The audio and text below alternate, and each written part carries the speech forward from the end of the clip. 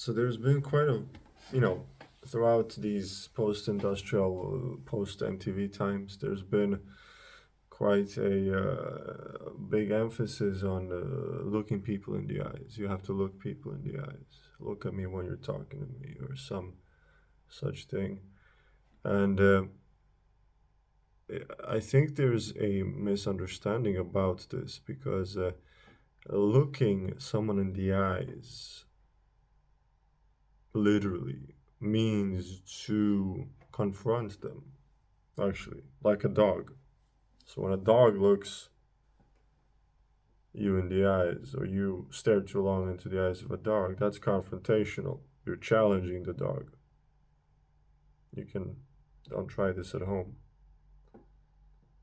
Um, so when people say look into someone's eyes, literally that means be hypnotized by them, or confront them, or enter into it implies a sort of uprooting of your own system, right? This is why hypnotists also work with the eyes. If you experience um, grounded, very grounded people, often very either fat people or just spiritually grounded people, you will see that they are not necessarily looking straight into your eyes. They are looking panoramically. They are sort of like looking, like this, like taking in the whole 180 degrees. Um, Autistic people or shy people or what have you, they will very evidently avert your eyes, right? That's a different thing. That's a thing from just being very much in your head, being very nervous, anxious, vata aggravated, and so eye contact would just automatically create more emotional turbulence in them. And there is the male gaze, right? The male gaze. And this is where it gets really interesting for me. The front of the eyes are actually the fire element, they are the liver, okay, reflexologically. But the back of the eyes are the kidneys, so that is the water element. So when you look panoramically, you are looking through the water element. You are calmer. This is where you get into your listening, even because the kidneys are also the ears, ergo the water. So it's very interesting that if you look panoramically or calmly at someone, rooted in your own system or rooted in something, you're employing the water element. So when we say the male gaze, we actually mean the fiery or fiery gaze. You're staring someone down. You're objectifying someone. All right? You're using your fire.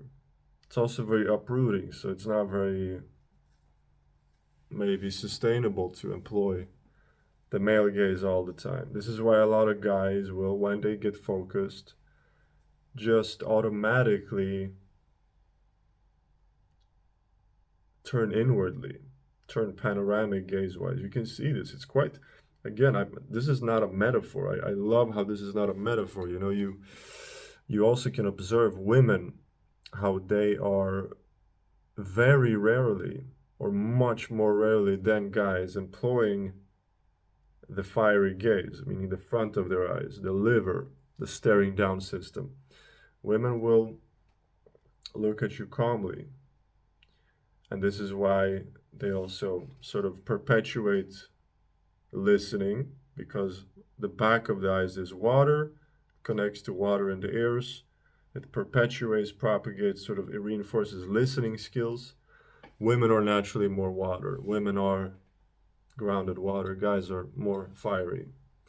So you can observe this. This is very interesting, very blatant once you see it. It's very beautiful, and it's also very tangible, right? The male gaze. And guess what has been employing the male gaze more than maybe anything, even more than women, or sort of causing the male gaze to be employed? Screens. Because when we are looking into screens, I'd say that a lot of people would do well in refiguring how they are looking at screens, right? Because screens are to begin with digital, zappy. They were like screens are LED. They're digital. They're zappy. So this is what they're doing to the nervous system. So if you're already nervous and you're scrolling on a digital flickering screen, boom, this is what happens, right? Not always, not everybody, but it's generally something to keep in mind. So very interesting to me. There are techniques, right? So the panoramic gaze, immediately the panoramic gaze uh, creates a cool. You start employing the listening. You can start just to listen more. However, you want to work with this, right? There's also these Taoist techniques where it's not you that is looking at the world. You are letting the world to be brought inside of you instead, right? So also another thing that's cool where you employ the water element, which is said to be more sustainable in general. This is what I'm trying to do.